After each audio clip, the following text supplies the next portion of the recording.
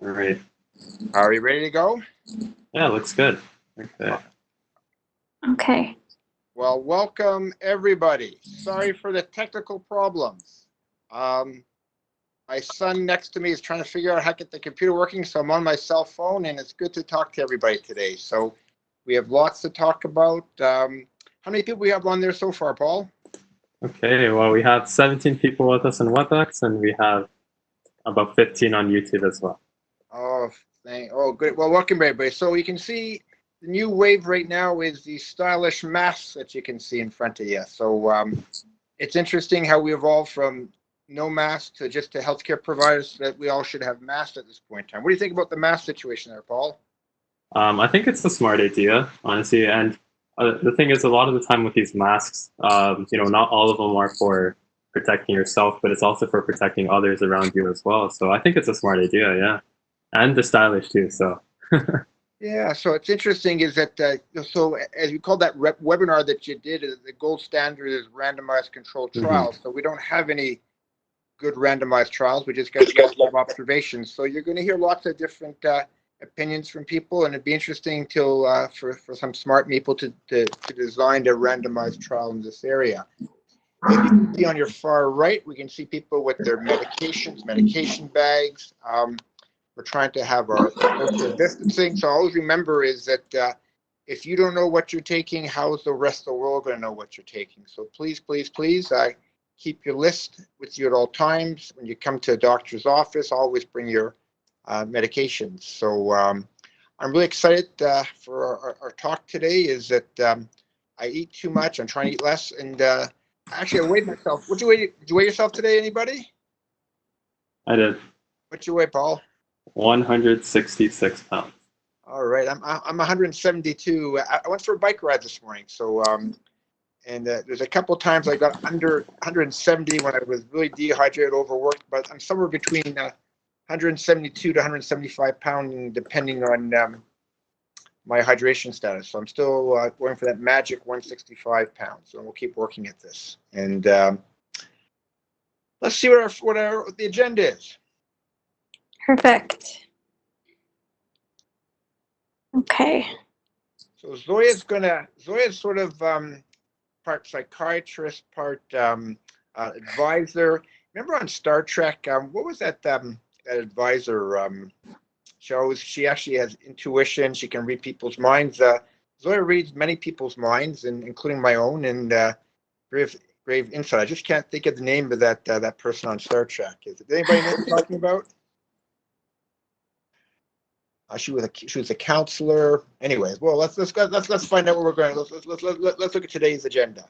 Okay, perfect. So welcome everyone. Thank you so much for taking time on a Friday to join us. We're so happy to be here.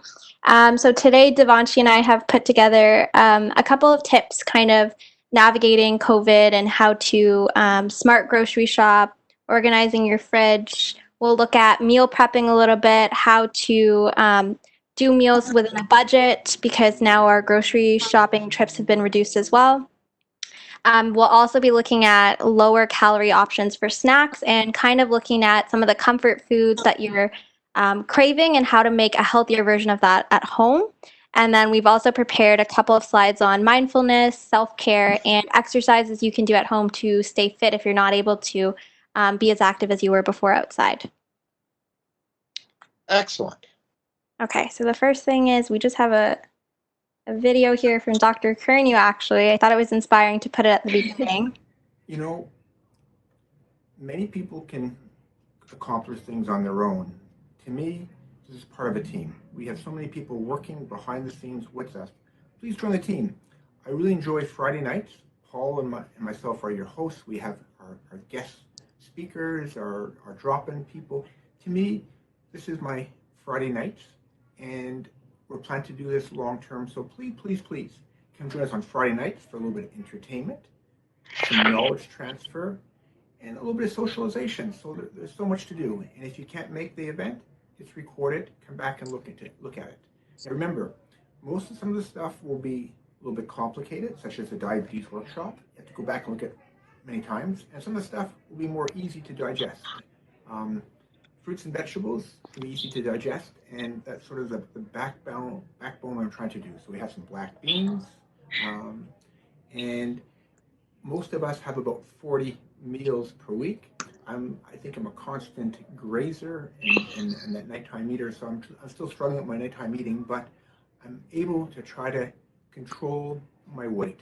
And you can too, and let's figure some ways to work together. So please come join us, please share an hour or two, and please look at all these videos on more than one occasions. Everyone's invited. Perfect. Okay, so the first thing we wanted to do is just check in with everyone and kind of get a sense of your goals. What are you looking to achieve over the next little while? For a lot of people struggling with weight loss, it's important to set goals in terms of how much weight are you looking to lose, setting a good time frame, when do you want to lose it by, adjusting your diet and exercise. So just kind of throwing it out there. What are some of the goals that everyone has for the next month or so coming up? And also, I'm going to butt in here to say if you're in the WebEx, you're going to be muted, so you can unmute yourself and talk about some of your goals. There's a chat feature on WebEx as well. And on YouTube, you can tell us about your goals to the side there. And last but not least, Zoya has also put together a nice little form for us to fill out. If you're on YouTube, if you just go scroll a little bit down right under the video, you're going to see something called patient form, and we'll send that in the chat here as well. Hey, I'm now off to back a different from Riley. Sorry. All right. Dr. Cooney, are you going to be using your phone or your laptop? Maybe not. All right, so let's take some time to talk about our goals. And for yourself, Dr. Cooney, all right, looks good. Okay, perfect. Does anyone have any specific goals that they wanted to talk to or just share now? If not, it's okay. As we go through the presentation, feel free, to jump in and talk about any of the aspects that we're looking at right now. So I want to get smarter on technology. I want to be thinner, smarter, well more right, and develop a cure or a vaccine for COVID-19 by Christmas. But I'll just settle for just trying hard at different things. And it's interesting is that so I'm proud of everybody for trying to be here. I've had trouble with my computer, and I got Paul, Zoya, and everybody else to help out. So one of the things I want to mention, if you need help, is that let us know. drkernew@232gmail.com. And say you need some help, and we'll get someone to give you a call or contact you, because this technology is wonderful. We're all going to make some mistakes, and this is the wave of the future, and we need to get all of us working at this a little bit better, and we're going to have some fun about this. Now, one of the things is that we eat 40 meals a week. I think I eat 40 meals a day sometimes. And I'm trying to make more of them healthier choices, and I'm getting better. I talk to people who get disappointed all the time. Just take it one step at a time, and we can all do things a little bit differently and smarter, and hopefully a little bit better. So I'm grateful for the opportunity to try to get better all the time. Let's figure out how to have some healthy. Okay, perfect. So we'll move on to the next slide. So one of the things that I wanted to mention specifically, PACE had a really good video just looking at obesity as a risk factor for COVID. And so I just wanted to play a little bit of this video just so that everyone can get some background information there before we start. Sure.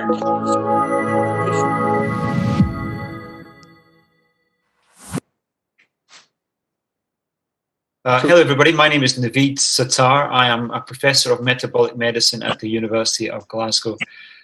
Today, I want to talk to you about obesity as a risk factor for severe COVID-19 infection. It's based on a review that I published recently with two colleagues from Glasgow, Professor McInnes and Professor McMurray, where we discussed multiple potential mechanisms linking obesity and COVID-19 infection.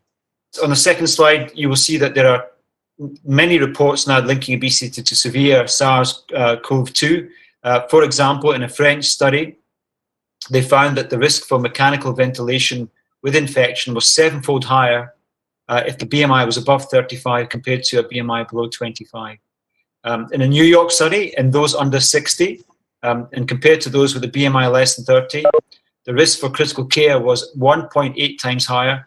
The BMI was 30 to 34, and it was almost fourfold at 3.6 times higher if the BMI was above 35. And this kind of reports from New York and France are being repeated in many other parts of the world. And in fact, anecdotally, within our own sort of location, many of our patients in critical care are particularly obese men. So this is a concern. In terms of mechanisms, well, there are multiple. And this particular slide, in slide 3, gives you the kind of overview of the potential mechanisms. If you look at first on the left-hand side, we all know that obesity affects cardiovascular system. It affects and stresses the cardiorenal system. It increases blood pressure. It increases thrombogenic potential, which is a particular concern because there is evidence of enhanced blood clotting, particularly in many subgroups, Afro-Caribbean patients, Afro-American patients, and many episodes of embolic and thrombotic disease. And of course, obesity increases diabetes. But beyond that, obesity also affects lung function. It reduces forced expiratory volume and forced vital capacity, and it impacts on diaphragm contractility. So that really, by this mechanism, obesity does have a big impact on metabolism, on cardiovascular buffering and reserve, on cardiorespiratory fitness, and on lung reserve. Okay, sorry, I'm just going to pause the video quickly just so that we could talk about it a little bit because I know that it might be a lot of science. But when he mentions obesity there and he talks about BMI and stuff, so our normal BMI range right now is looking anywhere from 18 to, I believe it's 25. And so basically what the video is looking at specifically is obesity is already a risk factor for many lung issues and heart issues as well. And then there's also risks with immune system and infections. So you're already at risk being overweight, and then with COVID-19 and everything going on now, it's just putting you at a greater risk. So that's why maintaining good health, watching your diet and exercise is really important, especially now with everything going on. We can continue the video or we can come back to it, Paul. Keep going. Okay. So remember is that selects a band music we can make changes. Go ahead. Okay, perfect. Immune system, fat cells themselves are able to make cytokines and adipokines. When you have more obesity, we know that baseline CRP and IL-6 levels are higher. We also know that leukocyte function and profile is altered. And we, as a group, have published, along with other colleagues, that obesity is a causal risk factor for a systemic psoriasis, suggesting that immune fat cells do have a direct impact on immunity and immune function. And then the final part of the puzzle, obesity might actually affect viral shedding, increases viral load in breath, as we know from previous infections like the flu. And of course, there is also a link between obesity, excess fat, and certain ethnicities. For example, we know that the levels of obesity are greater in certain ethnic populations in certain parts of the world, and or levels of excessive fat, ectopic fat, are also greater, which gives certain ethnicities a greater potential for diabetes and lower cardiorespiratory fitness. So these are all issues that we're facing, and we are seeing, of course, trends by obesity and by ethnicity. What does it mean going forwards? Well, once the first wave is over, or even currently, there's really important public health messaging. We need to be able to help people to improve lifestyles. We need to help people with sustainable increases in activity, sustainable reductions in caloric intake. And by those mechanisms, hopefully we can reduce the chances of some individuals developing more severe SARS-CoV-2. And of course, drug therapy may have a role in some individuals as well, but clearly there must be a big public health agenda on lifestyle going forwards. Thank you very much. Okay. So in one sense, it's scary, but also this is something that we can modify. We can get better. Now, Rome wasn't built in a day, and what affects COVID and heart disease. Unfortunately, COVID can lead to increased mortality. So does heart disease, and basically the risk factors are the same. So this gives a double reason why to be healthier. We're still losing more lives because of heart disease than we are because of COVID. So, well, I think we're all a little scared, but this has also given me the ability to work harder and differently. And so Zoe and her team, Devanshi, was going to show some really good insights in how we can transform this to be healthier. So I don't expect massive weight reduction, but I do want more efforts and things to do differently, and we can have some fun doing it. Go ahead, yeah. Okay, perfect. So our next part we're going to be looking at is just grocery shopping. Most of our decisions happen in the grocery store, and it's important to kind of understand when we're in the grocery store what we should be looking at and looking for. And now, especially with COVID, there's a lot of new restrictions around grocery shopping. So just a couple of things to keep in mind. If you are over the age of 60 or do have a compromised immune system, it's recommended by most health professionals that you go within the first hour of opening for grocery stores, because that's when they've been cleaned. So it's probably the best time during that time if you can get to the grocery store. I'm also going to interrupt here. Some grocery stores have dedicated hours, like the first hour of opening is dedicated to those over 60 and immune compromised. So that way they're also limiting the amount of people that are in the grocery store as well. Yeah, I think Shoppers Drug Mart is also doing that. So if you need to access a pharmacy as well, just look into their hours. But I believe the first hour is also dedicated to these populations. And then otherwise, just everyone should probably know, but keeping 2 meters away from other shoppers and workers as well. It's now recommended that you wear a mask and gloves. But it's important also when you enter before you enter the grocery store and after to wash your hands. Especially after you leave the grocery store and after you leave your car, because that's where there's a huge risk of infection there. Try to be as quick as possible. So what people are doing now, which is helpful, is if you make a list and you just go in, grab what you need and get out, it's a lot easier than browsing through the aisles. And it's a lot faster that way. If you know what you're going to get, you avoid kind of browsing in aisles maybe you shouldn't be in, like the snack aisles and the chocolate aisles and stuff like that. So just trying to be as quick as you can.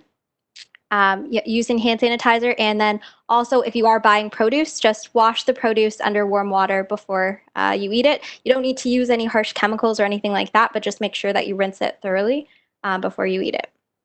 And then also looking into, some stores have deliveries and pickups and stuff like that. They've changed their systems a little bit. So if that is something that works better for you, then try and see what your local grocery stores are doing. Also, another thing I just want to add is a lot of people have started growing their own food at home. So if you have if you can make a little garden space in your backyard and start growing some vegetables now that it's getting warmer, it might be a good way to both be out there gardening and exercising, and then also it's more sustainable to be growing some of your own food at home. So I'll look into that as well.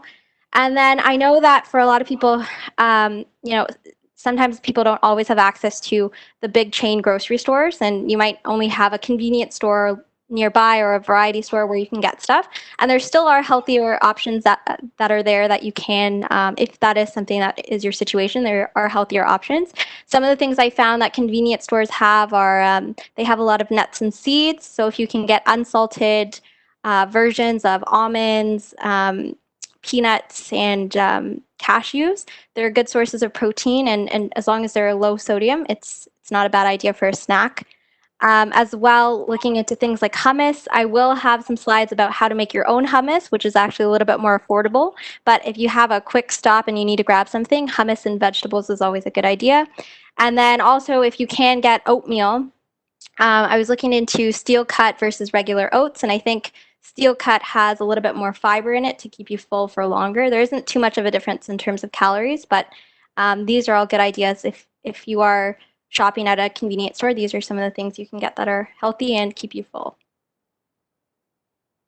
Okay, so another thing we wanted to just quickly talk about is meal prepping is something we'll get into as well. So when you're in the grocery store, trying to choose things that you can kind of space out and either freeze or prepare in advance for your meals during the week.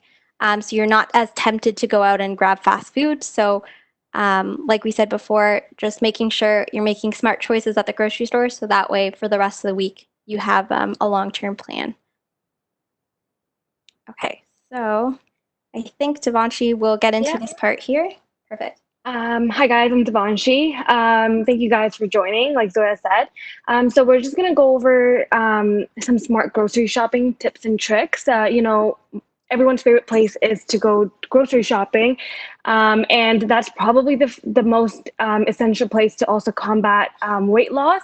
If you can control yourself, for that short period of time there, then you will thank yourself later. So these are basically the ABCs of grocery shopping. You want to practice healthy eating, and by surrounding yourself with all these nutritious foods. And you do this by grocery shopping. So buying healthy foods and ingredients, you're forcing yourself to cook them and eat them. So always making smart choices at the grocery store is the best way to go. So how do we do that? So let's pretend we are grocery shopping together. The first stop we would go to is the produce section. So we always want to get colorful fruits and vegetables. These colors reflect all the different vitamins, minerals, and phytonutrients and contents within each fruits and vegetables. And always buy a variety. If you have a combination of different foods, you can always mix them up and have something different every day instead of having the same thing every day. You don't want to have a boring limb salad every single day. Try arugula, try radicchio, try different things and space yourself out. And then berries and apples are also a great source of perfect snack. They also make very easy dessert recipes. So you can just roast apples and add a little bit of cinnamon and brown sugar, and it's a healthy meal, and it's also serves as a great dessert option. So the second stop would be the grain section. So this is where you want to choose the least processed foods that are made from whole grains. So things such as quinoa or farro are fantastic substitutes for rice and pasta. And always remember, choose whole wheat bread and brown rice instead of, white bread. And these grains are extremely high in fiber. So, you can combine them with cooked vegetables or proteins with a warm salad, and it's a great meal. You can also add a little bit of reduced fat feta cheese and herbs as a side dish. So whole grains are integral for healthy eating, and eventually you won't even miss pasta. And then the third. Sorry, there's a question for Mike. Yeah. Is organic important at all? Yes, organic food is really good for health, and it would be recommended to go organic. A lot of the times with organic, the processing of the food is slightly different. So we always want to try and get the least processed food, not necessarily, most of the times the least processed is labeled as organic, but whatever's most convenient to you. It's not a huge issue if you aren't able to access organic, because I know a lot of the times the pricing on organic is a lot higher. But yeah, just looking at lower processed foods, and most of the time it is organic. Yeah. So a couple things is that the first thing you said, grow your fruits and vegetables. Remember during the war years that we had the victory gardens? So at that time, 30 to 40% of food was consumed in people's gardens. So gardening's a great thing. So if you can start with one pot, go that way. So so to me, there's controversy about organic, and certainly there's some environmental concepts there, but there's also certain foods are no different. So things that have peels, like bananas and oranges, doesn't matter if it's organic or not. But certain berries, like strawberries, they'll be richer in pesticides. So what we'll do next time is we'll flash up a list of some of the foods that you should think about organic versus not. But I'm thinking more local foods as well, because we're talking about transport costs and so to me the best local transport's your garden, and then locally.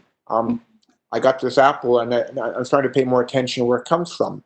So my first question is, how many calories in this apple? I'm going to say there's about 100 calories. So and so just sort of think about. So I don't want to get too back and forth about organic. If you want, that's fine. But just eat your fruits and vegetables. And that word about processing is so important. 60% of the calories that you and I eat are from processed foods. So I'm really trying to. Said, well, organic is not the top of my list. It's sort of like, where is it grown? Getting the fruits and vegetables into your system, locally grown, are much more important to me at this point in time. And of course, look at your pocketbook too as well. This is a time of year where we're going to get better produce and fruits and vegetables, and let's go to it.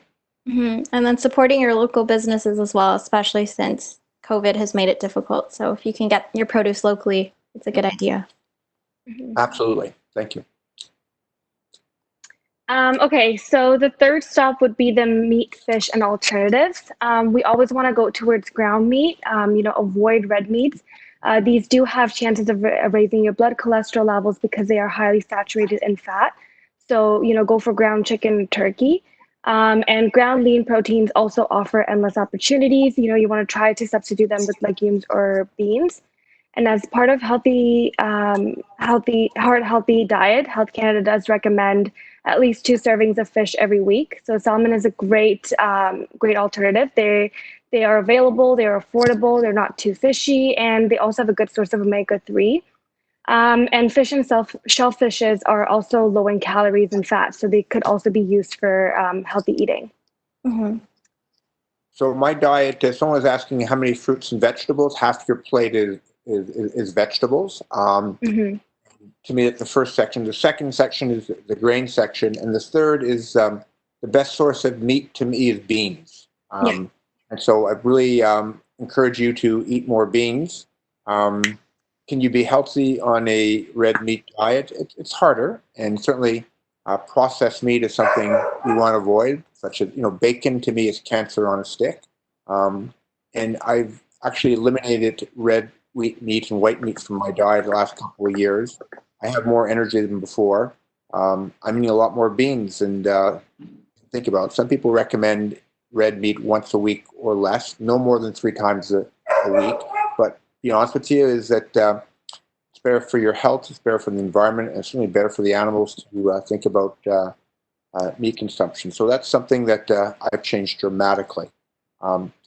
If you're a meat and potatoes person, it's going to be pretty hard to lose weight in that concept. So I'm a vegetable and bean guy. And a lot of people are concerned that they aren't getting enough protein. But we actually found that we're eating a lot more protein than we actually need for our bodies, and a lot of it is processed protein. So really you probably need, I think the formula is 0.8% of your weight in kilograms of protein, and you can easily get that from sources like beans and legumes. And to make a complete protein, you just have to pair them with things like rice. So it's definitely, there are options being vegetarian to get the same amount of protein that you would need from meat. So don't worry about that if that's something that's concerning. And if you want to explore more plant-based eating, you can join myself, Chad, at 5:30 many mornings. We're going over forks and knives, and we're going through their cooking course. And I'm learning a lot how to cook without fat, how to eat better. Cream is now replaced with cashews. And it's a wonderful way of eating, and it's a way to help bring down the calories. And I know it's a big change for many of us, but you know what? It's a better change. And you don't have to start big if you don't want to. If you want to do 1 or 2 meals a week, I found this process is that I've accelerated this process. I'm still learning all the time, and I'm enjoying all these new tastes. I still have my nighttime eating, my snack eating, but I'm getting better. Still not there, but I made some good changes there, and you can do it too as well. The dairy aisle. Let's hear about the dairy aisle. Okay, so we're on the 4th stop, which is the second last stop, which would be the dairy aisle. So the dairy foods are an excellent source for bone building, calcium, and vitamin D. A little dairy doesn't really hurt anyone, and there are always low-fat and non-fat options. For example, you can have drinkable and single-serve tube yogurts and pre-proportioned cheeses. You can also have non-dairy milks, such as soy milk and almond milks. These are low in fat and calories, and they also carry a lot of vitamins and minerals that are extremely beneficial. There's also non-fat Greek yogurt, which is a great way to start the day. You can add a little bit of honey to that, a scoop of berries, and this will then provide you with light eating. They can also be, used in replacement of mayo and creamy salad dressings in order to avoid those processed fats overall. And then the last stop is the frozen foods aisle. A lot of people say frozen foods is a bad alternative, but it's not really. Frozen fruits and vegetables are a great solution, especially for when you want to make quick soups, smoothies, and stir fries. And always try to get frozen fruits and vegetables that are like limited in sauce. And they still have a lot of nutrition benefits that fresh produce as well. And you can also always take the fresh produce and freeze those up as well for long-term use. So your cart should be pretty full at this point, and then we go to the to remember list. I recommend bringing this list with the to-do list. Always bring these two, just to remember that you always want to shop in the perimeter of the grocery store. This is because this is where most of the healthy foods are going to be present. All your fruits, fresh fruits, vegetables, dairy, meat, and fish are located in the perimeter. And all the highly processed foods will be present in the center aisles. You also always want to choose real fruit, so fruit over juice or whole grain items with little processing and as few additives as possible. You also want to avoid a lot of junk food. If you don't have junk food in your house, you'll prevent eating them. So just try to avoid it altogether. And avoid foods that will contain more than 5 ingredients or artificial ingredients or ingredients that you can't pronounce, because those are probably the ones that aren't good for your body at all. Okay, so another thing that we want to look at is the fridge composition. Forks Over Knives also has a really great test where they give you a grade based on how well you organize your fridge. But a lot of things to keep in your fridge after we've gone grocery shopping are things like fruits, which we talked about, vegetables, try to get leaner cuts of meat. So like Devanshi said, looking at ground meats. Try to keep all of the healthier foods within reach in your fridge, and try and put all of the non-healthier foods kind of at the back, so that when you do open your fridge, the first thing you're going to see is the healthier items, and hopefully pick those up. And then some other things to keep in your fridge. A lot of people are concerned that, having so much vegetables, how do we season them and such? You can actually make your own dressing, and you don't need to use olive oil. If you can get your hands on a little bit of balsamic, just using like a little bit of the pure balsamic, it's less than 5 calories per a whole teaspoon, and it adds a lot of flavor. Even just squeezing lime or lemon juice on your vegetables is also a really great way to enhance the flavors and doesn't involve using oil. And then as well, things to keep stocked are onions, potatoes. We will go over sweet and regular potatoes and the difference, but having both of them in your fridge is a good idea. And then keeping natural elements like garlic and ginger is also a great way to season your food without adding oil. And I do also want to stress, avoid, like I mentioned it, avoid the salad dressings that are heavy in olive oil, or use olive oil for your own dressings, because there's a lot of times where I'll be talking to someone and they're making a switch to healthier diet, they're eating a lot more vegetables, but then they also drench it in a lot of olive oil. And just 1 tablespoon of olive oil has around 100 or 120 calories as well, for just a tablespoon. And that's obviously not enough to cover all of your vegetables as well. So you're going to be adding a lot more calories just from olive oil too. And other condiments as well, yeah. So one of the things is that liquid oils, olive oil is said to be a health food. It's 110 to 120 calories per tablespoon. Same amount of calories in this apple. I feel fuller after the apple. And I'm through with vegetable oils and things. So to me is that just eat real food, non-processed food. So, I'm really trying very hard. Look, that beautiful fridge. The only mistake in the fridge is they got juice on the top shelf. So we don't have juice in our fridge anymore. And fridge is not that beautiful and clean. That's probably Chad's fridge over there. And what was our grade that we got on the fridge? I think we got 80% or something on that. And no, I got 100%.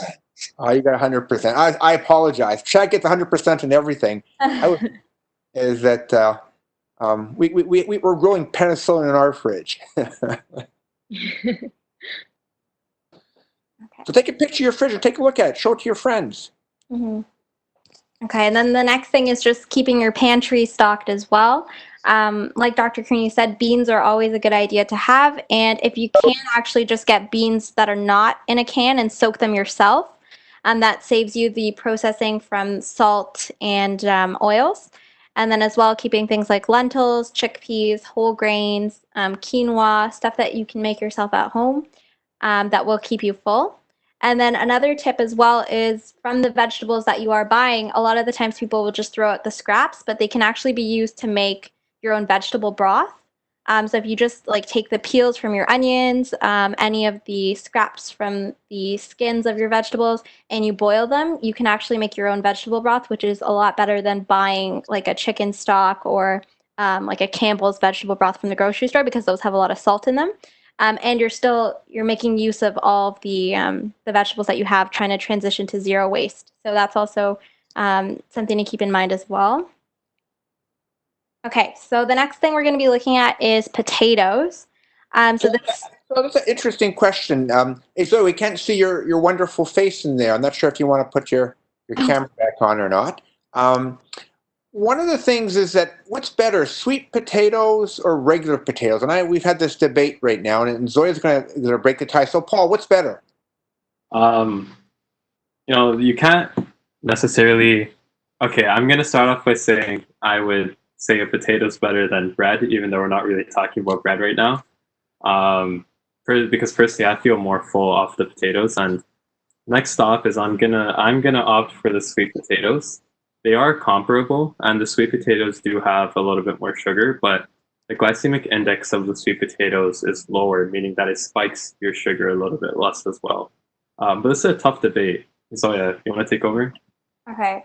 So if we're looking at calorie wise, they aren't that different. A lot of people have the misconception that sweet potatoes might be more in calories because they are sweeter, or regular potatoes because they're mostly in fry or chip form that they may have more calories. But a regular baked potato and a regular sweet potato are pretty comparable in terms of calories. And then as well, people are concerned that, regular potatoes might not have as many vitamins and minerals, but that's not true. They're equal. I think from a behavioral perspective, since most of us have grown up eating regular potatoes, we can probably eat a lot more regular potatoes, but it's harder to eat a lot of sweet potatoes at once, I find. I don't know, just from a personal preference. So I would probably say sweet potato as well. It's interesting is that so nutritionally they're about the same. And here's a piece of bread, whole wheat, and this is basically 100 calories. So when I have toast, I often have between 2 and 6 pieces of toast. I don't usually have 6 potatoes. And I agree with Zoya that I feel fuller after a sweet potato. So I think, potatoes or sweet potatoes, whatever you choose, enjoy them more. They are carbohydrates, but make sure you have that peel still left there. And it's this is a processed whole wheat bread. And to me, so I'm trying to replace my bread with regular potatoes and sweet potatoes. And I think I agree with you. I feel fuller after sweet potatoes. Be curious if anybody else have a thought on that. Anybody else have want to weigh on the argument? I would say sweet potatoes as well. Okay. Yeah. What's that now? Same thing. Like I feel much fuller after having like a couple of sweet potatoes compared to regular potatoes. And they have that richness to them. You feel like more like a treat a little bit too as well. I feel like, yeah. Yeah, I think because of the natural flavor of sweet potato, you're less likely to add more seasonings and stuff to it versus a regular potato, which is a bit more bland. So that saves you calories there too, because a lot of people are used to putting sour cream or butter on their potato, but sweet potato has like that natural richness, like you said. Yeah, I just bought a 10-pound bag of potatoes for the clinic. It's still there. And instead of having, when I have potatoes, I just have it just plain.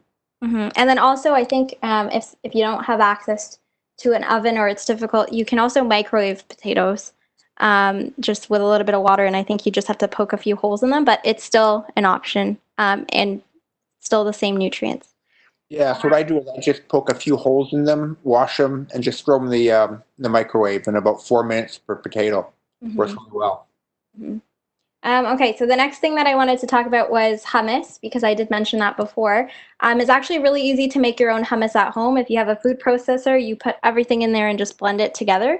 You can actually make this recipe without using olive oil. I did include it here because of the recipe, but I would say actually just take out the olive oil entirely and use water.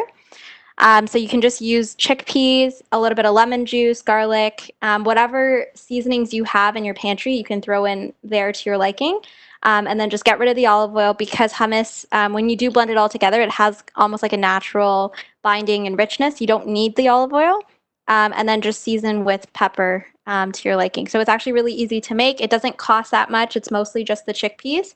And then for about a quarter or a cup or so, you're looking at 190 calories. I think it's actually less without the olive oil. It should be around 100 calories per quarter cup of hummus. So this is a great snack. And then if you pair this with vegetables and such, it's going to keep you full for longer, and it's a healthier option. Yeah. Delicious. Mm-hmm. Okay, so we also have a video here from a patient. I'm just going to play it here. So this patient, just to give you some context, he's doing a fast. I think he's done this in the past, and he's had really great results with his weight. Of course, everyone on their own is unique. Everyone's body composition is different. Just because it worked for him doesn't mean it's going to work for you. But we thought we would just share something interesting and a little bit inspiring. So I'm just going to play the video. So I can't believe your water fast is working for you. You know, different strokes for different folks. Yeah. And tell us about it.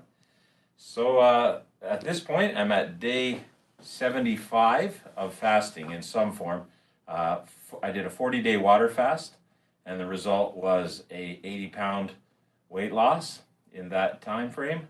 And then I started a vegan fast, and at this point, I'm up a few pounds, but I've been lifting weights.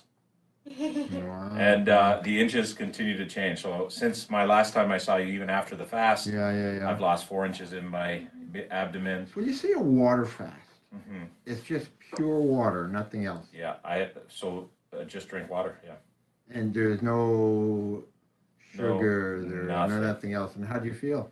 The first few days are really tough, and then after you get past day 5 or so, you actually feel energized, and it actually you feel better than you felt in a long time. At least personally, I did. Now you're a type 2 diabetic. Yes. And you were taking 80 units of insulin before? Yeah, 80 units of insulin and 2 metformin pills twice a day as well. And right now you are taking nothing for your blood sugar at all. Blood sugar at all. Right. So I've. And what's your blood sugar is averaging? It's averaging between 5 and 7.5 every day. It's pretty normal with that. What it would be when I was on insulin. So. Now, do you ever measure ketones in your urine or anything like that at all, or anything? On occasion, I do. I do have the strips. I just haven't done it. I haven't done it in a while. Okay. So most of us would say that's the wrong diet. However, it's working for you. And we're talking more about intermittent fasting. We have a video on that. We talk about a 16-hour fast, not a 40-day fast. So during this second phase of my fast, that I'm on day 35 now, I have been intermittent fasting on Tuesdays and Thursdays. So I'm eating my dinner on the Monday night and not eating again until dinner or late afternoon on Tuesdays and Thursdays. Okay. Now your blood pressure is high, so we're going back on blood pressure pills. That's fine, which we're going to keep following your blood work. Yeah. There are some diabetes medications that are protected the kidneys and the heart independently of the blood sugar effect, and we'll talk more about that. I know you don't want to be on medications, but diabetes is a problem. Now, you've done a great job at losing weight. You're still working on that. Yeah. There's a category of medications called SGLT2 receptors. These are medications that actually block sugar in your kidneys uptake, and you actually pee out about 300 calories a day, so it'll help you lose a little bit of weight. But more importantly, they've been shown to protect against congestive heart failure, which you're at risk of. Yes, and also I've had it. And also the kidney function as well. So we'll talk more about that. We'll get some more blood work, and when I hear this is what you want to do, I said that this is not what I thought would work, but you know what? I'm always looking for new ways of improving things. So congratulations. Thank you. Now, for yourself, how do you keep yourself healthy? Just exercise and eat properly. Yeah. So one of the things is that when we're young, we run, we play, then we go to school and get onto such things. But to me, is that this running and playing and exercise, we've got to make this more part of our Absolutely. repertoire things. Yeah. So what I'm encouraging more and more is to go back to some basics. Avoiding the processed foods, which you're doing, measuring your blood pressure and your weight, measuring blood sugar when necessary. But I'm doing my best to be healthier. I'm out cycling more than ever, and it should be a way of life. So I think the next phase is everybody should have their own garden and everybody should have their own bike. Yes. Sounds good. Okay, perfect. An amazing story. That's not the traditional approach, but the traditional approach doesn't work for all of us. And so obviously, if you're going to go to that extreme, make sure you do it with the help of people that can help you with this. And this gentleman is very successful. Um, um, the tendency will be for weight regain in the future. So we have to work on long-term strategies to prevent that. So I'm inspired by so many people. That's another inspiring story. So just totally amazing. So what's next step? Okay. And just to touch on that as well, for predictors of success and weight loss, it's being able to keep the weight off for at least a year to 2 years. So if you are trying any strategies at all and changing your diet and habits, it's important to make sure you pace yourself, because this is something you're going to have to be doing long term to be able to sustain the weight loss. Okay. So the next thing we're getting into is just a little bit of inspiration in terms of some of the meals you can be making at home that are vegan or vegetarian, to save a bit of money as well, and use the ingredients you have available to you. So I found this great recipe that is pretty low in calories as well. It's using cauliflower, chickpeas. Once again, you don't need to use oil. You can use lemon to season. And yeah, so this is just an example of something that you can do at home, low cost, and you're using the entire part of the vegetable, and it also stores well in the fridge during the week, so you can eat it at different parts of the week. And then as well, another thing that we wanted to talk about is just taking pictures of the food that you're making at home. A lot of us were stuck at home for the entire day, and so we're getting creative in ways to make our own bread, make our own pizza, salads, and stuff. So we thought it'd be really great if you guys made any new recipes, or were curious about how to make healthier versions of foods that you already have at home. If you could just take a picture of it. We also put our email in the slideshow later on, and you can just email us pictures of recipes that you're making, and we can give you feedback and also share with other patients, because it's great to stay connected and show everyone what we're doing during this time. So these are just some examples of food that Dr. Kernew had. And this looks like homemade pizza as well.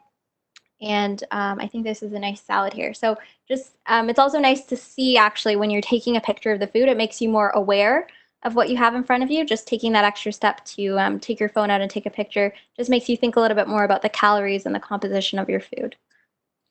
So one of the things I've learned is that so that pizza, my lovely wife Carrie made some pizza. So I was looking at Forks Over Knives with Chad, and he makes a delicious pizza. And so the pizza dough, I just got that at Sobeys supermarket, and unfortunately I couldn't get the whole wheat flour. I just got what they had, and we just put a lot of vegetables, and there's really almost no cheese on there.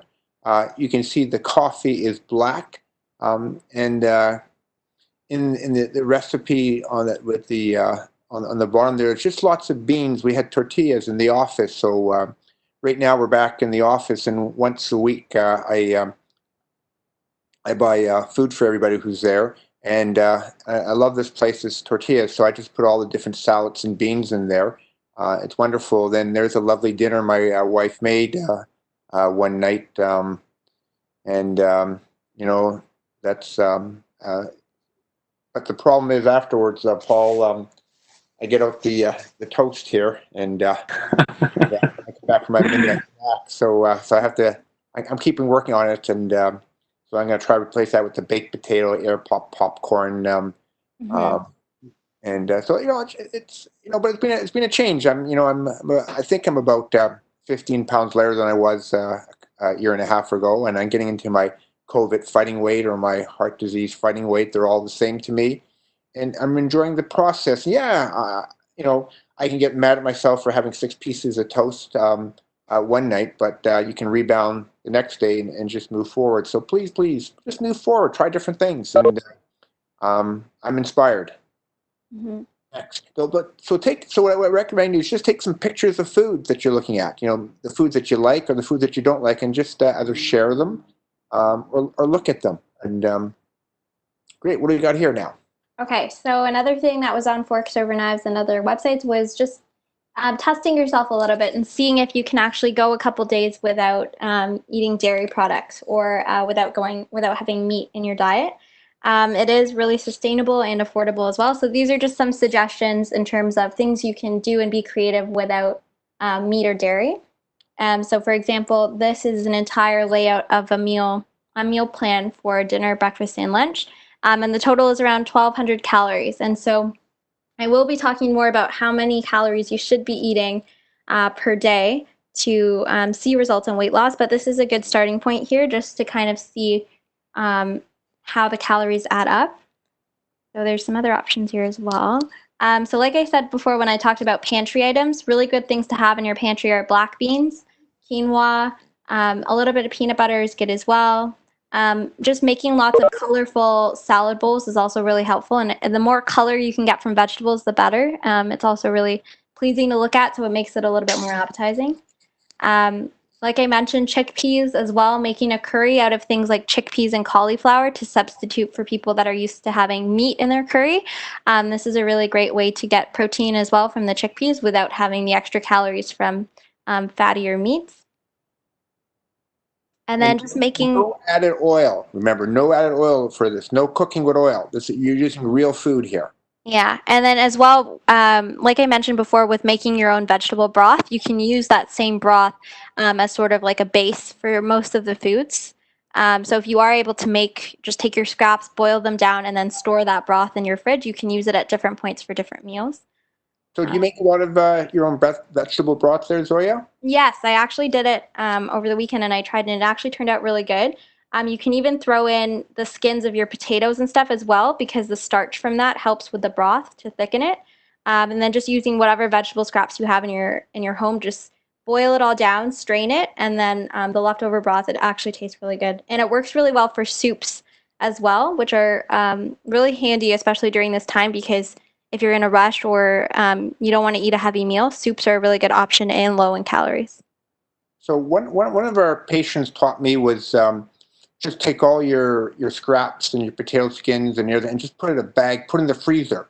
Mm-hmm. And then once you have enough, then start boiling and make your bet, and you can learn how to do that yourself. So like you said, it doesn't go to waste. And the idea of putting things in the freezer than just doing it. And what I'm learning to try to do more is batch cooking. I don't do a good job at it. I do a lot of batch eating, but I need to do. Wait, so is this just like a slow boil over? Yeah. Okay. Yeah, just a slow boil. Onion, like anything, people are scared to put the scraps from onions in, like the little flaky parts as well. You're going to be straining it anyways, so all of the flavor actually comes out once you bring it to a slow boil. Yeah. So Chad's going to open up a restaurant one day. I think he doesn't know this yet, but Chad, we're going to open up a restaurant, a healthy restaurant. So how do you make give some tips about how do people make their own vegetable broths? I'm actually the same as Zoya there. It's like every day because I use up lots of different vegetables. So it's all those cuttings. I just throw it into a Tupperware container into the refrigerator, and either at the end of the day for the following day, I just throw it all into a pot of boiling water. I simmer it for about an hour, and it's very tasty. So when I'm making my quinoa, when it's asking for water, I actually use that vegetable broth or and your soups and exactly. So basically the same as Zoya, and it's very healthy for you, and it's better than buying commercial processed flavored bases. Mm-hmm. Yep. Okay. So the next thing we're going to look at is fast food, because even during this time, a lot of fast food restaurants are still doing drive-through, and I know that's really tempting to drive by and pick up a burger. So we wanted to just kind of have all the facts out there when you're choosing, if you are going for that option, what is really in the burgers that you're getting. So no one's perfect, and we're all going to try different things. So, but we can make some better choices. the only people, there's a few saints in the world, and but most of us have some choices to make, and we make some good choices and bad choices, but need to think a little bit more with our brain a little bit. And go ahead there, Zoya. Thank you. Okay, perfect. Yes. So the first one we're going to look at is A&W. So you may have heard about their Beyond the Meat burger. So out of all the burgers so far, this one seems to be up there with the really unhealthy ones. If you look at the calories by itself, it is quite a bit of calories. It's comparable almost to like a regular burger with regular meat. And as well, if we look at the fat from the Beyond the Meat burger, when they say 29 grams, a lot of it actually is as well saturated fat because the soy patty is highly processed. So that's just something to keep in mind.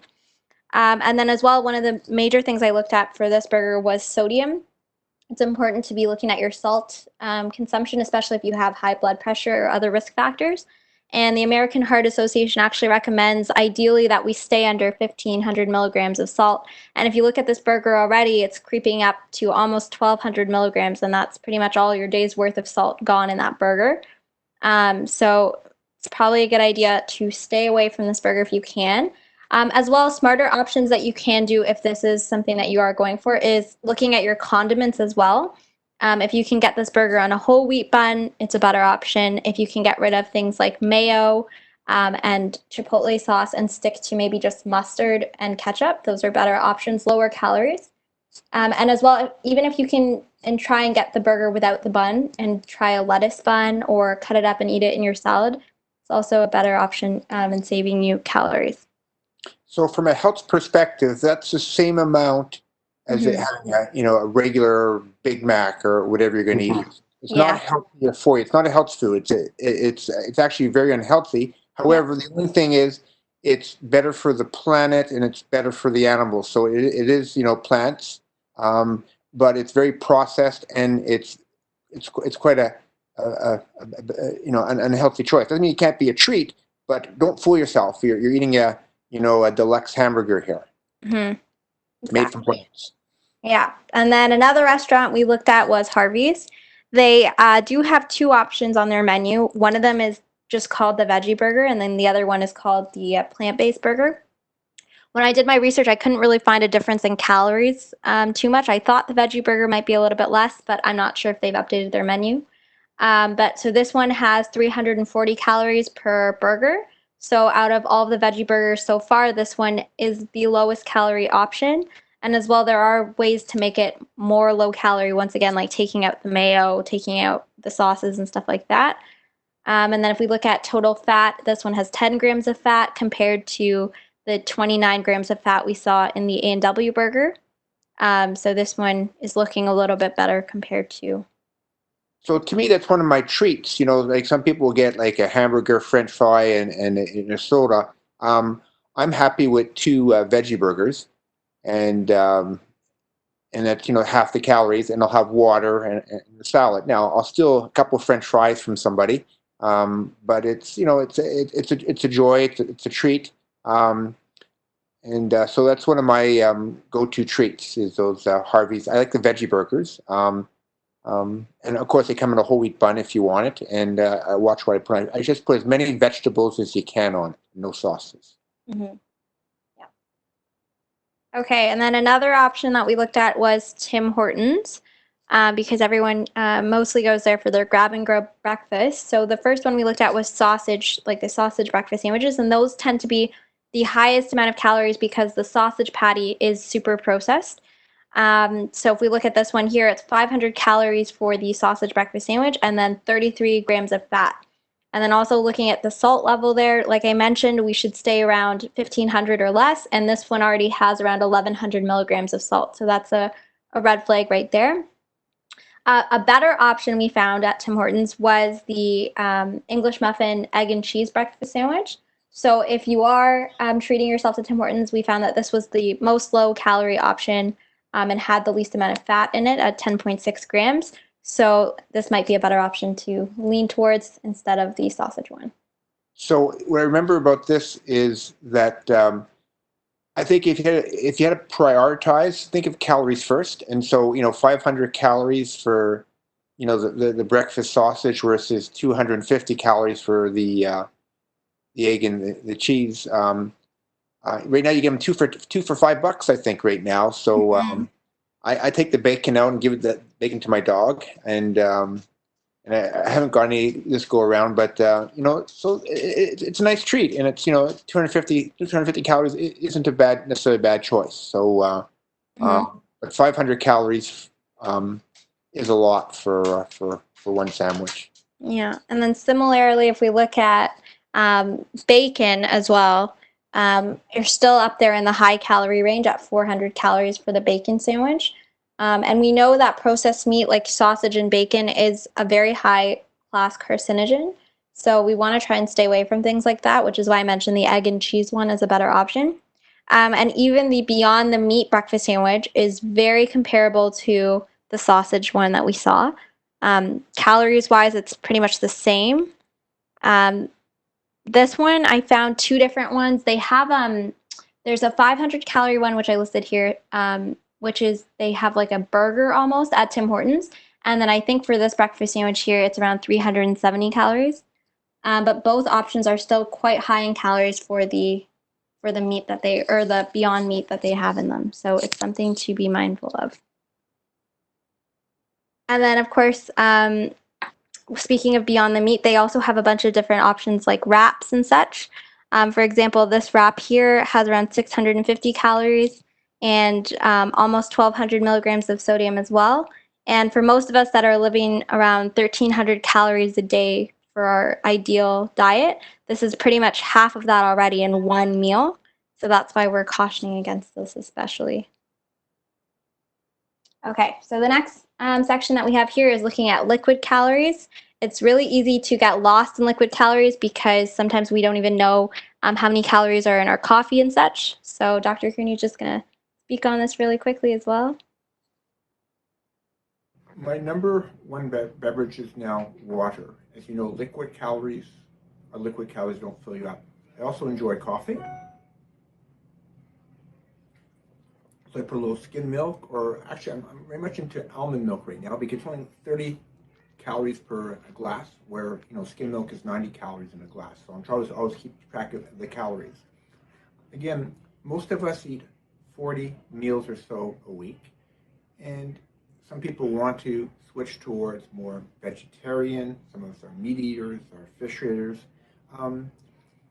We're moving more to plants are really healthy source of protein and food, and it's a better choice. Now, try one or two if you want a week, and just see how you can actually be healthier. So you can decide to go full speed ahead or do it partially. The status quo for most of us lead us to too much weight, heart disease, diabetes, congestive heart failure, atrial fibrillation, etc. So to me, make a change, make a big change, make a small change, move forwards. Okay, so like Dr. Kearney said, our number one beverage is actually water, 0 calories. Sparkling water as well is a good option if some people are craving the taste of pop, like the fizziness. Switching to like a fizzy water is not a bad idea to kind of wean yourself off pop or any fizzy drink. Looking specifically at coffees and teas, a lot of the times putting cream and sugar in your coffee, you won't even realize it, but the calories really go up. So looking at a medium double-double from Tim Hortons is around 212 calories, and a large is 264. And if you're someone that tends to have more than 1 cup of coffee a day, that's pretty much an entire meal's worth of calories right there in something so small as a coffee. So the best bet is black coffee, which is 5 calories if you can get that. And like Dr. Kearney said, almond milk, a glass of almond milk has around 30 to 50 calories. So adding your own almond or any kind of nut beverage to your coffee is a better option than using cream. And then as well, I've just listed a couple of milk substitutes or milk options that people have been using in their coffees and the calories. So right now, things like almond milk and some soy milks are the lowest in calories, around 50 and under. Whole milk is quite large, has a quite large calorie number, as well as regular milk. And so if you are someone that's trying to transition from regular milk to soy milk or almond milk, and you're in the skim milk area, that might be a good transition to go from whole milk to skim milk and then skim milk to soy milk or almond milk. in your coffee. And then as well, because it's getting warmer outside, iced coffee is becoming very popular. And so Tim Hortons iced coffee, a medium's looking at 160 calories and a large 260 calories. So once again, it's easy to get lost there in the calories. So if you can make your own coffee or iced coffee at home and use like an almond or a soy beverage, it's a better option. I didn't realize how many calories are just in coffee with cream and sugar. It's just an amazing amount, and you don't feel full afterwards. Mm-hmm. It's just the coffee. Yeah. And then as well, a lot of people are used to having juice in the morning with breakfast, and orange juice and such, but a lot of orange juices and regular juices have a lot of added sugar in them, which can increase the calories a lot. So if we're looking at a regular sized glass of orange juice, it's around 110 calories, and it also has a lot of sugar, so 20 grams of sugar. So if you can transition into kind of just adding a slice of orange or like a little bit of lemon into your water for flavoring instead of going all the way with juice. Or if you are using orange juice, if you can do half orange juice and half water to save yourself some calories there as well. And then trying to get off pop entirely is a good idea. So like I mentioned, switching to fizzy water, carbonated water is a better option if you're craving the fizz, and getting off pop entirely. And then as well, especially with COVID-19 going around, it is recommended that you don't consume any alcohol because it actually can lower the body's immune system and it's not good for you. So avoid having that extra glass of wine or can of beer during this time especially. So alcohol is a treat. It's not a health food, and it's now a type 1 carcinogen. So it's cancer promoting. So that's a big change. And so it's also a lot of calories. So it's a source of calories. It's a source of medical problems. It's a source of cancer as well. Paul, any comments or people from? So there's some questions. How about tea or green tea? So like Zoya showed before, tea is quite good considering, or if you do have it black. Green tea, you typically do take black as well, so you don't really add any milk to green tea. However, you have to be careful with black tea if you are adding a lot of milk to it. For example, I know a lot of chai teas, for example, have a lot of milk added to those as well, and that can really add up on the sugar and on the calories as well. Dr. Deacon asked about fresh squeezed orange juice. So to me, fresh squeezed orange juice is pretty much the same as eating oranges, but I do find I drink a lot more orange juice than I would have the equivalent oranges as well. Like if I was to freshly squeeze orange juice for some juice, I'd probably have 4 oranges the equivalent, which can still add up as well in terms of sugar, but it's still a lot better than store-bought orange juice, considering there's a lot of sugar added to those two. The problem is that you're not getting the fiber. You're just squeezing out the liquid part. So liquid calories are a source of empty calories. You don't feel full afterwards. So you don't get the other fiber content, the phytonutrients. So sure, it's a better choice, but it's you can just eat the orange, cut it in 4. Mm-hmm. Okay. So like I mentioned before, I was going to be talking about calories a little bit. So one of the number one things to look at weight loss, a lot of people think that it's achieved mostly by exercise, but it's actually, exercise is very important, but it's actually also looking at how many calories a day you're eating and really reducing that.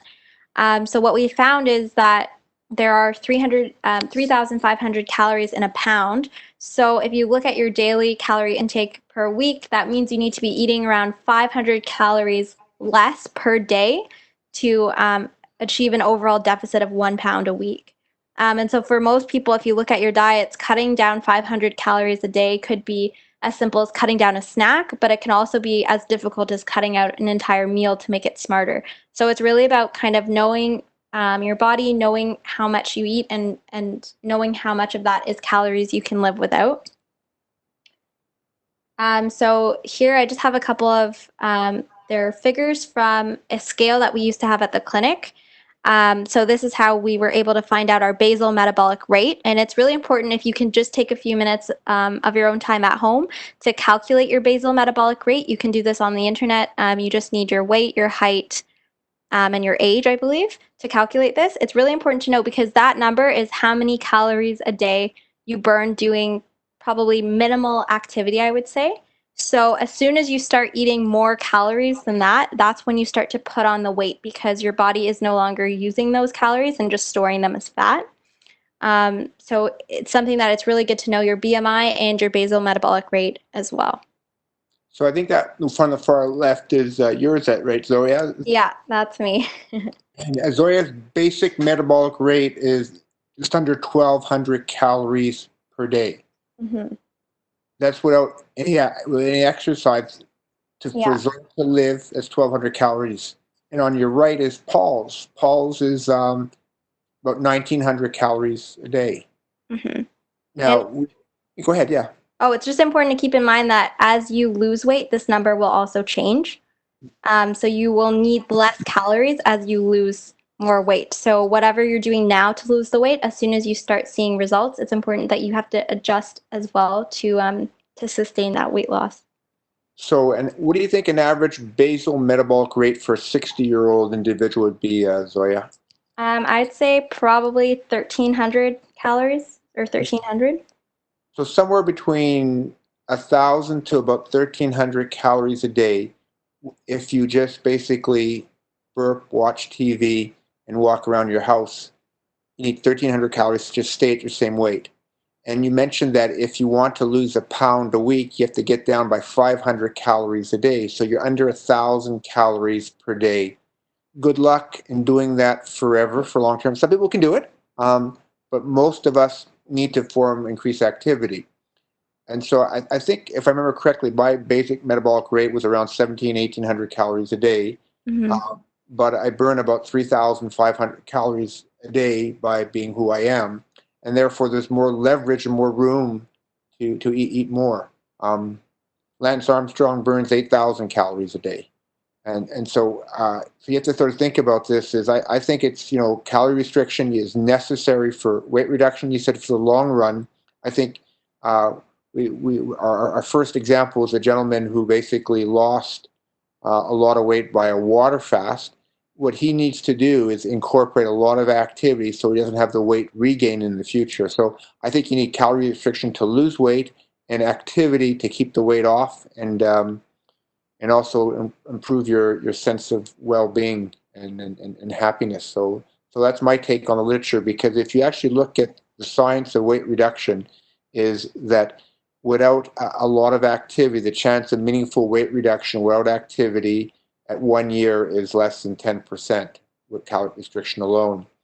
And so I think you have to find some ways to somehow increase your activity in some very meaningful way. So it doesn't mean you have to do it all at once, but those are certainly two ingredients are important. As you remember, the first video that we heard from our medical experts was that we need to change our life and our lifestyles.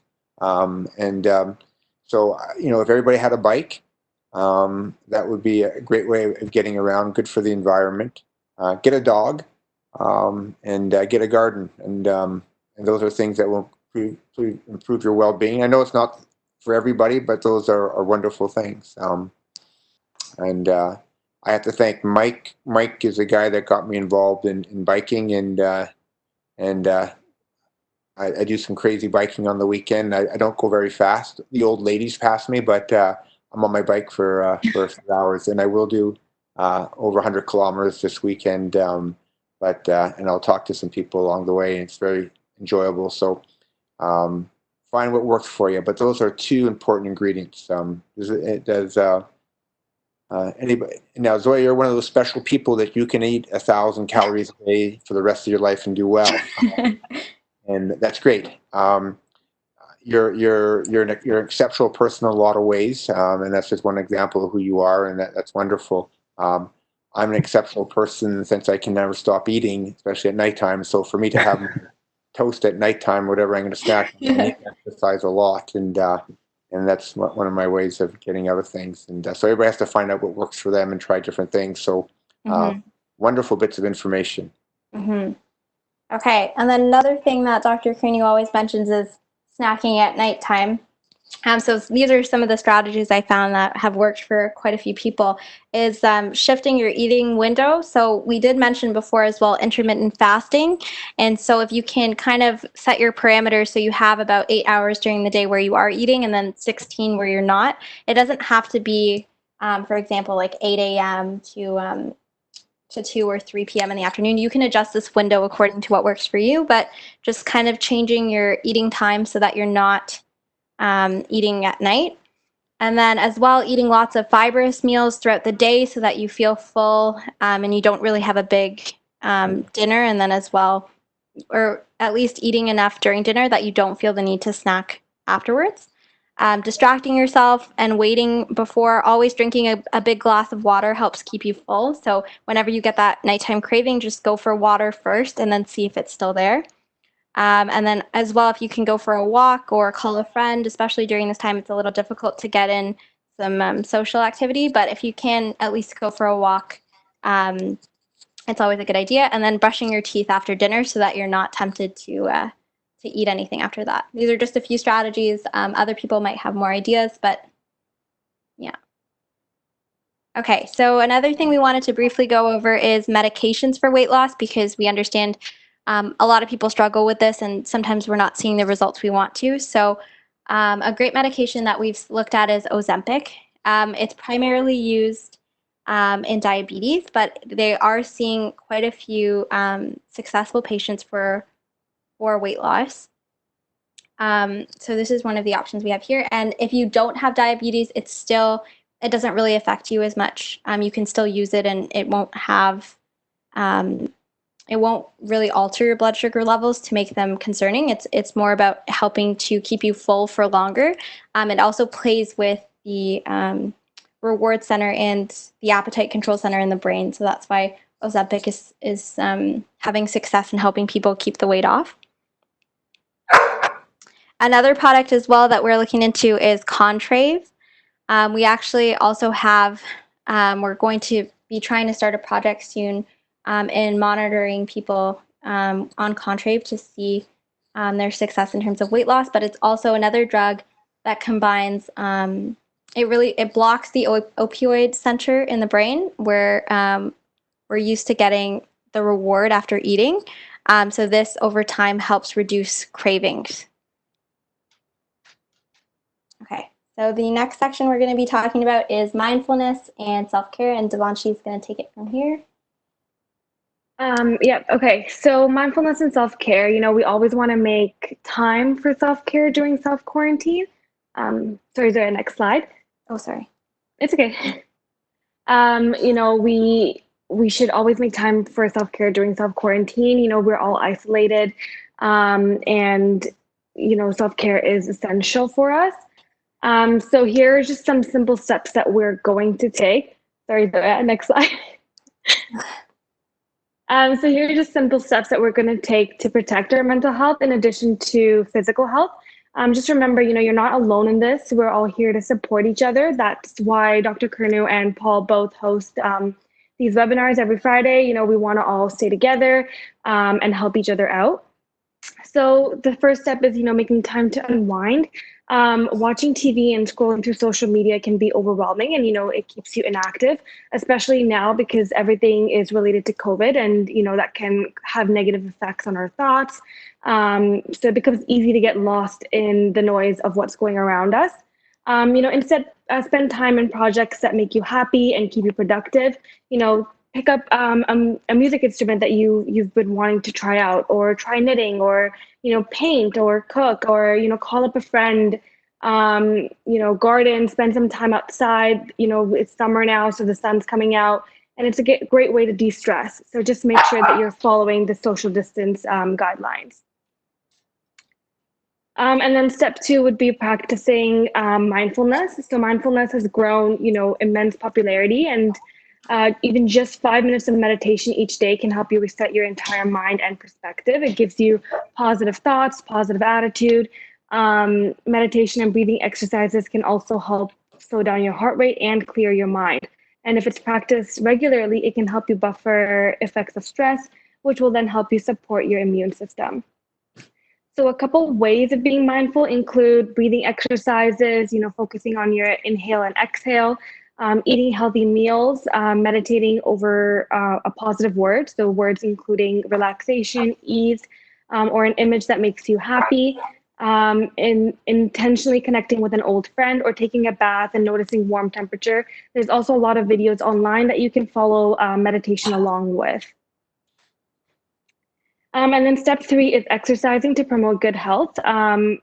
Further on in this webinar, we'll discuss some exercise circuits that we can do at home.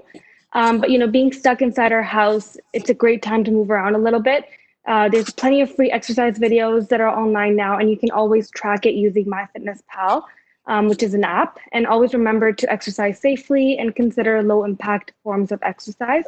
And exercising of any form will help boost and support your immune system. And it is also a great way of managing anxiety, stress, and will help you pass time throughout the day.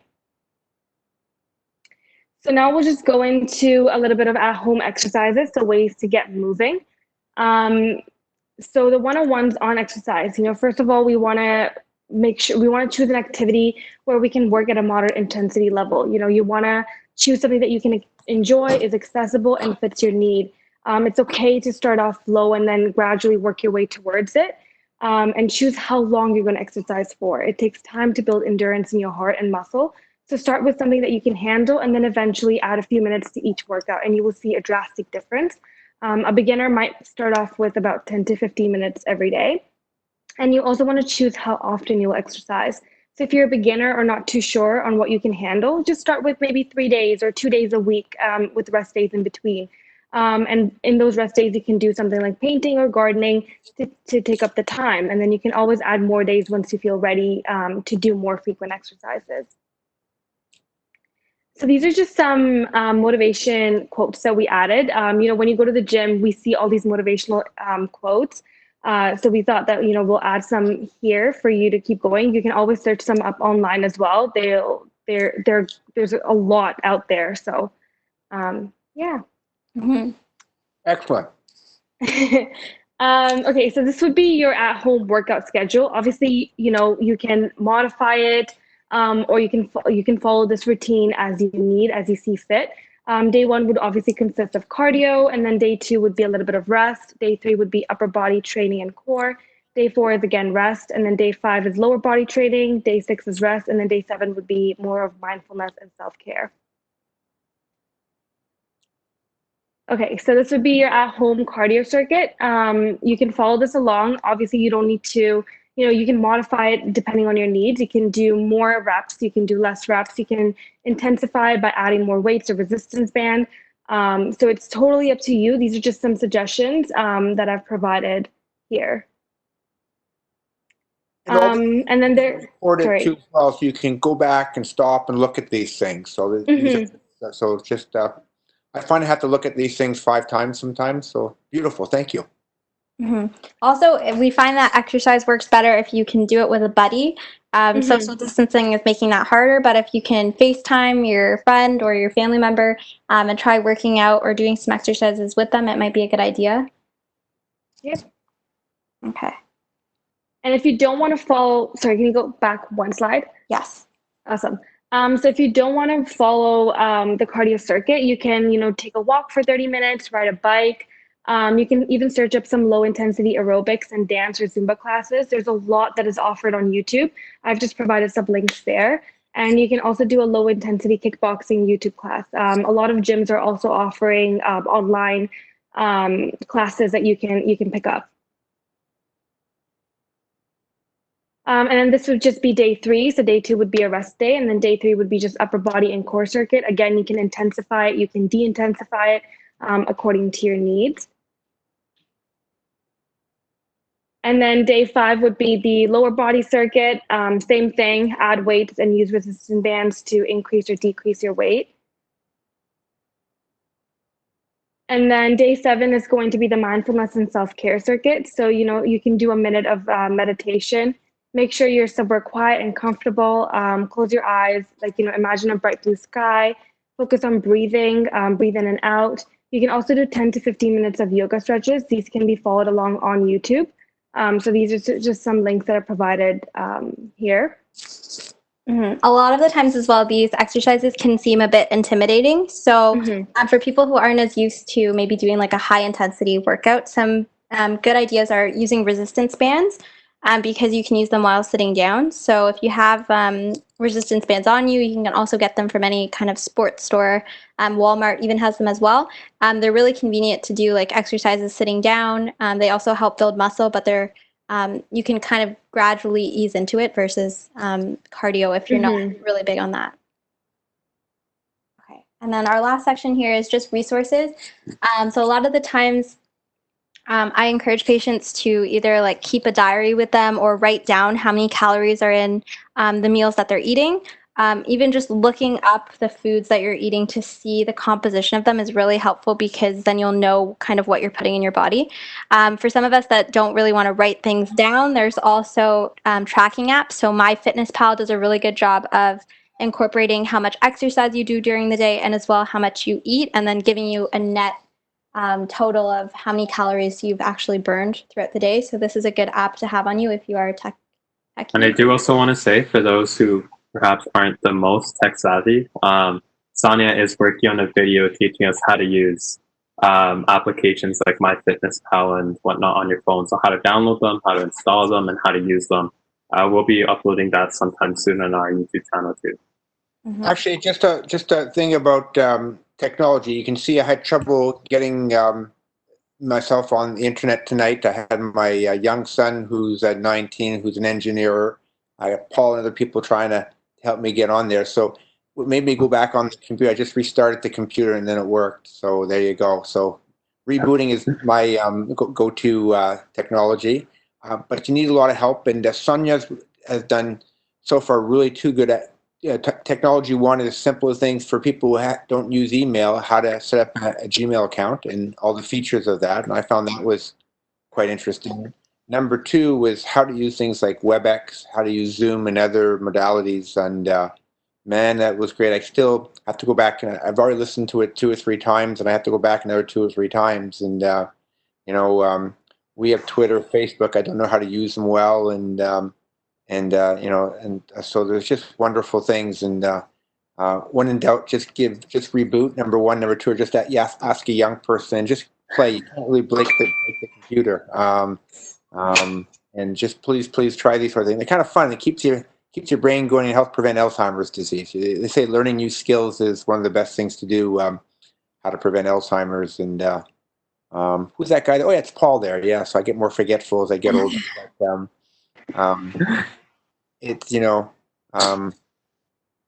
just move forwards. I mean, I see, Chad, we meet at 5:30 in the morning to go over a few things. Right now our cardiology rounds are on Zoom, and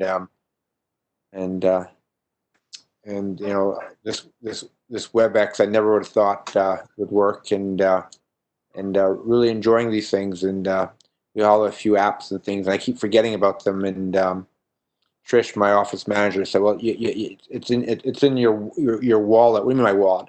I reach for my wallet in my pants. No, the wallet on my phone. You see, so different wallets there that have different things, and I'm learning all the time. So I'm not afraid to say I don't know, and I forget, and I wasn't built on with computers, and but I'm really enjoying the process.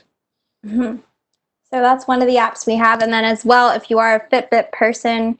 Fitbit is a really great way to track your steps, and then you can also sync it to your computer and add in as well what you've eaten throughout the day. So this also does something similar to MyFitnessPal in terms of tracking, so that's a good idea.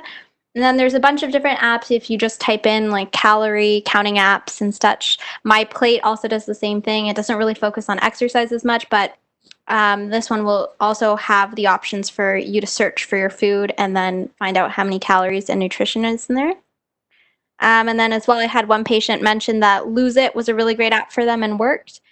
So it's really just whatever is most comfortable for you if you are using technology. You just want to make sure you're really tracking your calories well. So any of these apps make that possible. So it's a good idea to invest in these. And then as well, some helpful... One very useful bit of technology, get a scale and weigh yourself. get Yeah. a blood pressure machine, measure your blood pressure. And have a list of all your medications in your wall at all times. This is a great technology, but here's some of the basic things. And I'm tired of people say I can feel my blood pressure. I can feel my weight. I can feel your stroke coming on is what I worry about, or my diabetes. So you can't manage if you don't measure. The apps make it a little bit easier, but please just monitor them. But don't get upset about it. Just use it in a very positive light. And if you are interested in that or might need a little bit of help with that too, I am also working on a video that should be up sometime this weekend on how to take your blood pressure and how to check your sugars and how to really log your health, so that the next time you have a phone call from one of us or see another doctor, you have all your health organized and things are just very clean and straight to the point. So stay tuned for that this weekend as well. Okay, and then these are just a couple of helpful links. I will also try to link them in the video as well later on so that you can access them. But for things like weight management, Control Your Appetite has been a really helpful resource. And then Forks Over Knives actually is they have lots of different recipes and videos as well for people who are trying new things and not sure how to cook these meals. So I would definitely recommend, out of all of these, visiting Forks Over Knives if you have a chance to see some recipes and some strategies for eating. There's also a video, Forks Over Knives, that set the whole craze about this.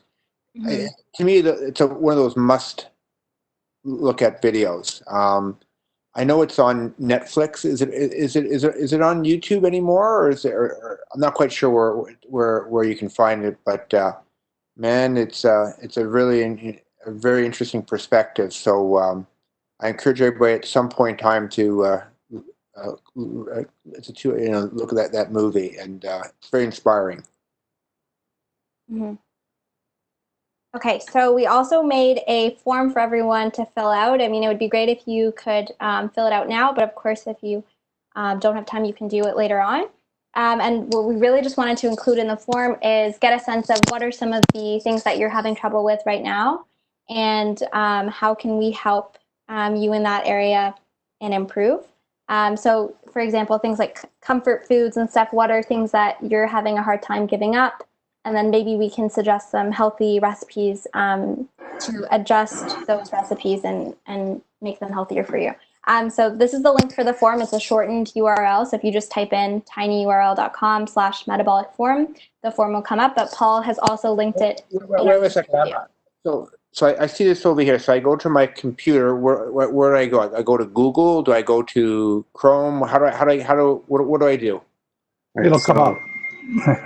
Yeah, so I've actually, if you're on WebEx, I just sent it in the chat right now. If you're on YouTube, if you just look right under the video where it says Greg Curnew, it says patient form, and you just click that link. And I have also sent it in that YouTube chat box right to the right. So you just copy paste that and put it where you would normally type in google.com. Thank you.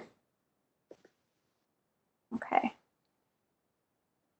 So if everyone wants to just take a couple of minutes to fill that out as well while we're talking. As well, we also understand how important it is to kind of check in with someone during this time. And if anyone wants to kind of connect with us as students, we would be more than happy to help you along the way and check in with you and provide strategies for weight loss. So we put our contact information here as well. So Devanshi and myself would be more than happy to answer any of your questions. And so we're directing all of the emails to drcurnew232@gmail.com. And then we will try to respond as quickly as possible. So one of the things we're making available is that we normally have our workshops, and these are new versions of them. First of all, I want to thank Zoya and Devanshi for a wonderful presentation. Thank you so much. Thank you. You guys did a wonderful job.